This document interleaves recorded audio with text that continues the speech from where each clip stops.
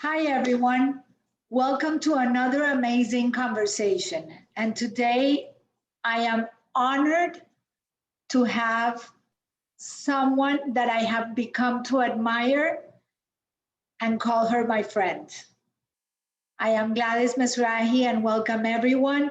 And today we have Katie Nicholl. Katie, thank you so much. I know that it's been a tough week for everyone. I am so sorry for the loss of an amazing person, the longest reigning consort to the Queen. Well, thank you for your lovely introduction, Gladys. It's lovely to see you. I wish I was in Miami with you and rather than over Zoom, but as you say, it has been quite a difficult few days here. On Friday morning, Buckingham Palace confirmed the very sad news of the passing of the Duke of Edinburgh, who reached the grand old age of 99. He was just 2 months shy of his 100th birthday. And I think that after having spent most of February and some of March in hospital, he was in hospital for a month. I think many people had hoped that he would just make it to that 100th birthday milestone. Sadly, it wasn't to be. We are now a nation in mourning. The Queen has declared a period of national mourning. Tributes were paid this morning in the Houses of Commons, many of those reflecting on the Duke, his remarkable life and his enduring legacy. And what was very special today was that we got to hear from Prince William and Prince Harry, who both paid very personal, heartfelt tributes to the grandfather who they both adored. So it's a moving time here. We will be bidding a final farewell to the Duke of Edinburgh on Saturday. The palace have confirmed the funeral will be at 3 o'clock at St. George's Chapel in Windsor.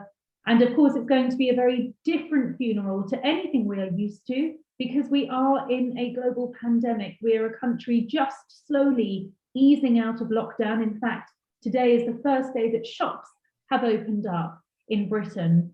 So we won't be seeing a funeral with a procession and people lining the streets to bid a farewell. It's all going to be done on television. What's the mood? What's the mood in the UK today? Like with everything that has happened and now especially with the death of the Duke? I think it's very emotional here. I think that is largely because, as you said in your introduction, the Duke of Edinburgh was the longest serving consort to a monarch. They were married for 73 years, and for every single day of those 73 years, he stood loyally by the Queen, often one step behind her, always supporting her, often lightening the mood with a joke when he knew that the Queen, who is naturally quite a shy personality, would sometimes struggle being in a room full of strangers. Philip had a wonderful knack of breaking the ice. Sometimes he was criticized for it, sometimes people praised him for it. But I think this is a period of reflection for Britain. We are remembering a great man, a man who dedicated his entire life to duty. So I think it is a period of sadness, but also an opportunity to celebrate a remarkable life, as we would say over here in Britain, and for anyone that loves cricket, as the Duke did. 99 years meant that he had a pretty good innings. But I think also, just to sum up the mood here, it does feel emotional. And I think that's especially so because of the situation we're in with COVID. People can't go and gather at Buckingham Palace, at the gates of Buckingham Palace, as they traditionally do at a funeral. They can't go and lay flowers. And we've been told to stay away from Windsor Castle and to watch this on television. So in that respect, it is going to be quite a different royal funeral. And I hope it will be a healing moment. I think your thought is that shared by so many people, Gladys, and everyone knows that this has not been an easy year for the royal family. The relationship between William and Harry has come under great strain, and that predates Oprah. This is going back over a year when Harry made that decision to stand down as a senior member of the royal family and start a new life with his new wife, something that William found really quite difficult to come to terms with. It put a strain on the relationship. It put new challenges on the Cambridges, who now have a lot more work to take on now that we don't have Harry and Meghan here doing the brilliant job that they did. And then, of course, in recent weeks, the devastating fallout from that bombshell interview with Oprah, which was incredibly damaging for the royal family and incredibly damaging for the relationship between William and Harry. So we hope that this is going to be an opportunity for William and Harry to have some quality one-on-one time together. Harry arrived on Sunday. As I said, he's going to be quarantining now for 5 days. But let's hope he doesn't hurry back to California too quickly. Let's hope that this is an opportunity for him to spend some time with some family members. Meghan has stayed back at home in LA. She's heavily pregnant, and on the advice of doctors, she hasn't come over to the UK. And perhaps that gives Harry a chance to spend some time with his family on his own, which is maybe what he needs right now. I would think so, because it can heal, it can come back to, I don't know, some kind of peace. Well, it's interesting. In the whole situation. I think on Saturday, William and Harry will walk behind their grandfather's coffin with their father, Prince Charles. I think it's going to be very emotional, and I think it's going to be very hard not to look at the images of those boys, men now, and not think of the time they walked behind Diana's coffin. It's going to bring back memories of the past. These boys shared an unbreakable bond. They lost their mother when they were so young. They were always so close as a result of that shared loss. And I think it's been very painful for a lot of people to see them fall out in the way that they have done. So let's hope that that walk is a reminder of what they once shared and what they have always had. And let's hope that a healing process can begin for them and for the family, because I think that's what Prince Philip would have wanted. Because regardless of any title, he was his grandfather, and they're both our brothers, and the Queen is the grandmother. It's easy to forget, isn't it? Yeah, the human part of it. It's a normal family. It's a normal family. With real emotions. Yes. Sometimes raw emotions, but they are a family, and they're a family grieving now. And so this is an opportunity to perhaps unite in grief and perhaps get a little perspective and hopefully move on from some of the troubles of the recent past. Now that you say perspective, there is a huge difference in culture and traditions. And we've seen, for example, that the popularity of the monarchy has increased in the UK, while the popularity in the monarchy has decreased in the US, especially after the interview with Oprah. As you say, it was a bombshell. So can you give us a little bit of a difference in culture? Well, it was very interesting to see Oprah had a very different reception in the States to how the program was received over here in Britain. Now, over here, I think most people felt that the interview was disrespectful to the Queen and the institution of monarchy. I think in America, where of course I write for an American audience through my work with Vanity Fair, I think for the most part, Harry and Meghan's decision to speak out was celebrated by the Americans. They wanted to hear Harry and Meghan's side of the story. They felt that they had a right to tell the truth, and they were understandably upset. And I think quite disappointed by the royal family to learn how difficult Meghan's experience within the establishment had been. Conversely, over here, I think the feeling was that Meghan and Harry were not doing the right thing by airing their dirty linen in public, that these were quite private issues that should have been dealt with privately within the royal family, not least at a time when the Duke of Edinburgh was critically ill and in hospital. So it definitely was an interview that divided both sides of the Atlantic, but it also caused divisions within Britain. Young people, Generation Z, felt, I think, similarly to America. They felt that Harry and Meghan had a right to go and start a new life, and they certainly had a right to tell their truth. And a lot of questions were asked about the royal family. If this was an institution that turned away a woman who was feeling suicidal, then was that an institution fit for the 21st century? If there was a senior member of the royal family who allegedly made racist remarks about the colour of their unborn child's skin, well, was this a member of the royal family potentially fit to rule over the United Kingdom and the Commonwealth? It raised some very important questions. And as I say, it did create a divide in terms of how much of America received it, and over here in Britain, how the older generation and perhaps more royalist generation received it, compared to how millennials received it. So it was certainly divisive. Even more than just the traditions and culture, it had to do with generational.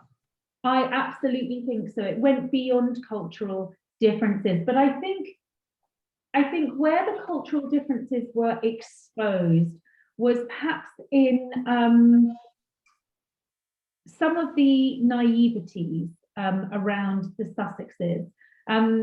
When you heard Meghan, for example, talking about her first encounter with the Queen and how she didn't know that she had to curtsy, she didn't know the words to the national anthem, that struck me as a woman who we all know is articulate, intelligent, successful, well-read, but she was clearly very ill-prepared for what lay ahead and for the role that lay ahead. And there was a cultural difference there. As an American celebrity actress, absolutely understandable that she wouldn't think the need to curtsy in front of the Queen in private. But of course, that's what she needed to do. And I personally found it very enlightening and very interesting to hear her discuss some of those challenges of, I suppose, her experience within the royal fold. And it was apparent to me that there were all sorts of cultural differences at play here as well.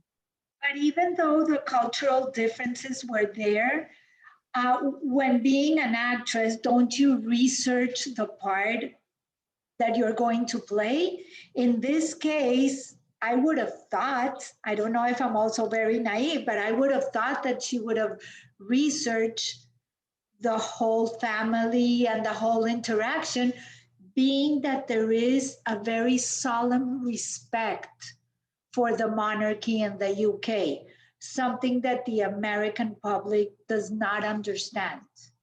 Yes, you would have thought so, that if Harry's bringing Meghan to, a royal residence or, royal lodge as this was on the Windsor estate, that he would have prepared her for that moment and that she would have been quite confident and known exactly what she was going to do.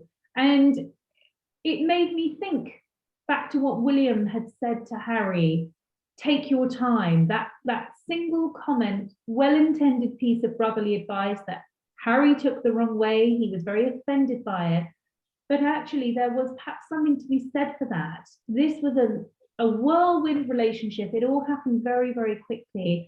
And perhaps Meghan didn't quite appreciate exactly what she was getting herself into. And one wonders if perhaps that lack of experience or preparation might have been a factor in why things went so wrong. You have to think that she and Harry quit the royal family less than 2 years after that fairy tale wedding in Windsor.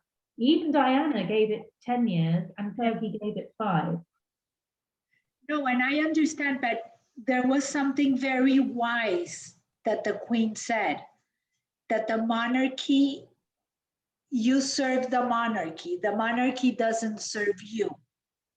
And I thought that's a very powerful statement, because we here in the US, we take for granted what the monarchy does.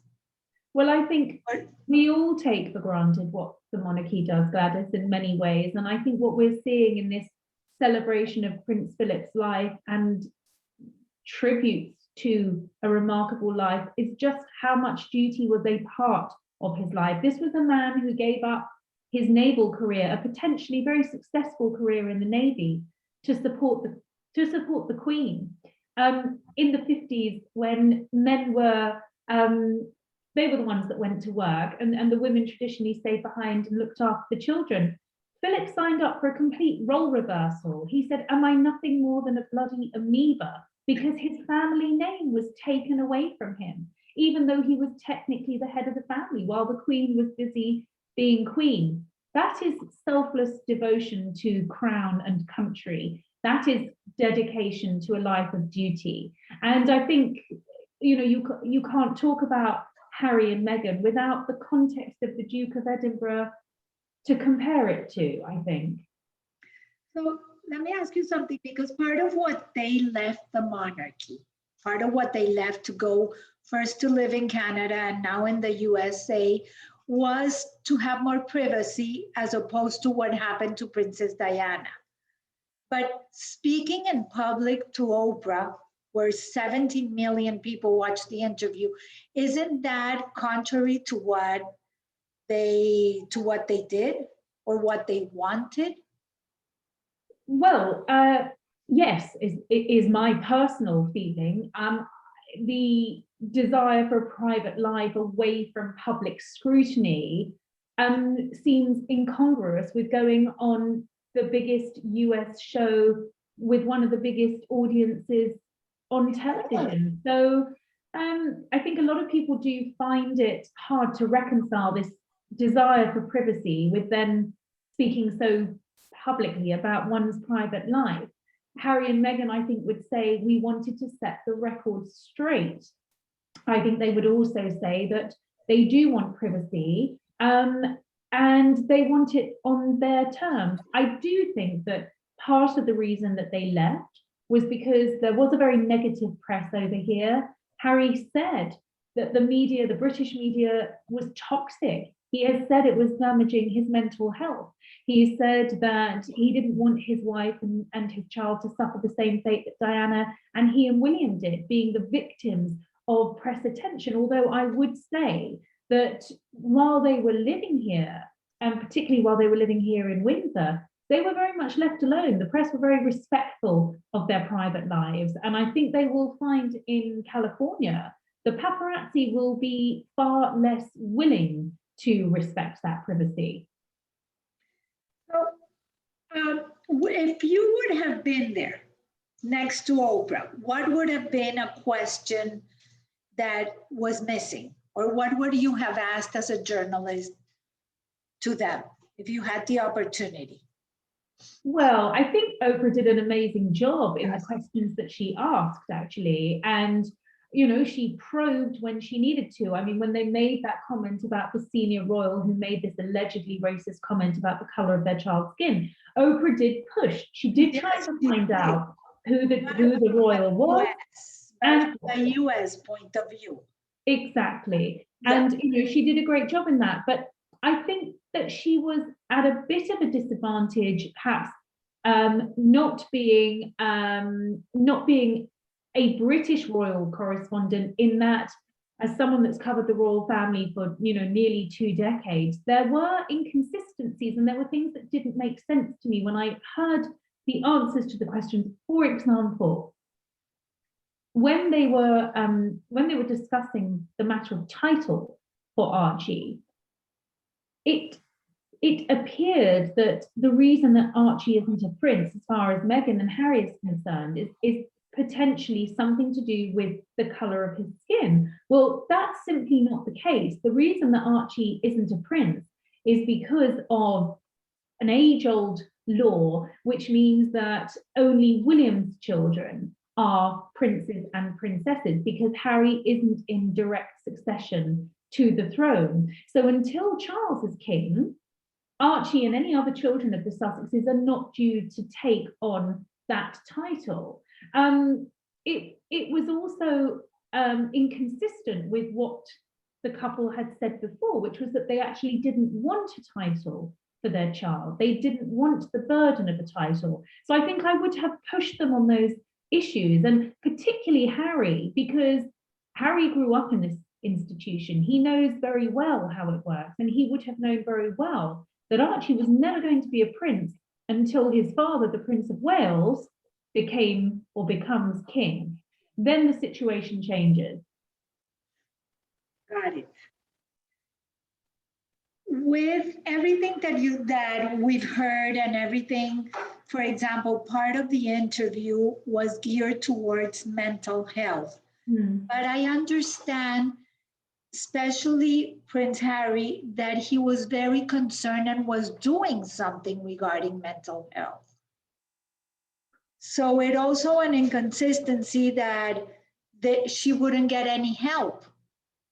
Well, yes, again, I think that might have been something to have perhaps probed a little more on.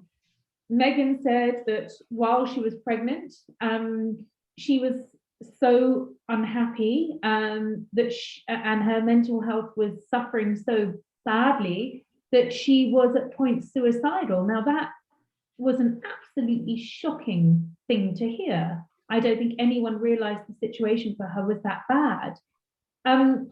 However, I was also surprised when she said that she had gone to aides at the palace in the HR department, because that is a side of the palace that really the royals don't have very much to do with. The royals are supported by a small team of aides, of private secretaries and assistant secretaries.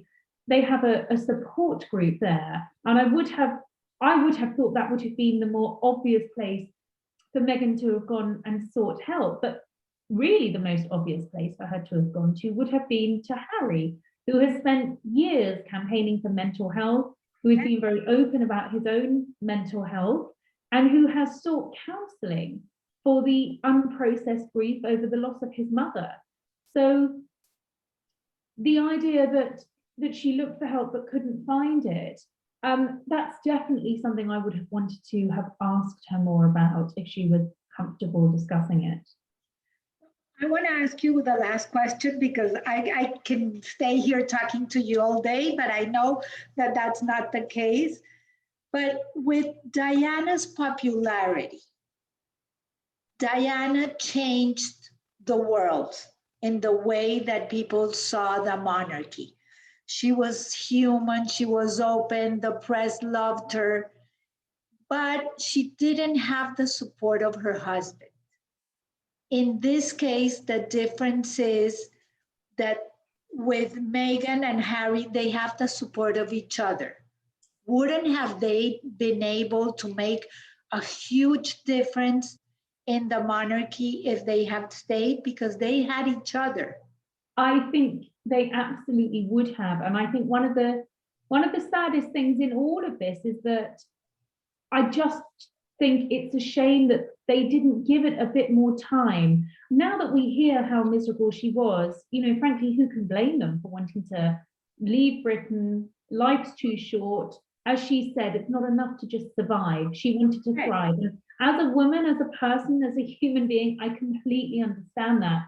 But you can't help but feeling, I think, a sense of regret that had it worked, had they perhaps been better accommodated, had the institution been willing to mold itself around them perhaps a little more than it did, then they could have been one of the best things to have happened to the monarchy. I mean, here was the first biracial woman marrying into the royal family. When you think back to that wedding day and that beautiful image of her with Doria being welcomed into the family, it really was so positive. It felt that we, Britain, the monarchy, was fit for the new century, fit for a modern society. And I think a lot of people feel that this has been a missed opportunity for the monarchy. But I think by the same token, people also feel that Harry and Meghan were unrealistic about what they were going to be able to achieve within the monarchy, for the simple reason that William and Kate are the future king and queen, and Harry and Meghan were always going to be the support act. I'm not sure Meghan was willing to be a support act. And I also wonder with Harry, whether in Meghan he saw an opportunity to actually do something he'd always wanted to do with his life, to escape the institution, which we now know he felt trapped in, and to have an opportunity to try something different. Now, we're in that early stage of trying. This is Harry's third way. This is the alternative way of being a royal. Let's give it a chance. Let's see how they go. Let's see if this works. Is there a possibility that they can go back? I think that's beyond possible now. I think There isn't any turning back? I can't see it, Gladys. I can't see any turning back. I think this now has to be about moving forward. And I think if they can make a success of this, then actually maybe they are setting a blueprint for future generations of royal children. Katie, thank you. Thank you, and I hope to see you in person next time. Yes, and that's I want to leave everybody that we are rescheduling our event for in person with a great conversation and welcoming Disruptive Monarchy Part 2. I look forward to that. Me too. Have a great day. Sorry that this is a somber moment for all the country. And thank you so much for being with us. Thank you. And thank you to all the lovely ladies over there. I look forward to seeing you again in the not too distant future. Thank you. Thank you.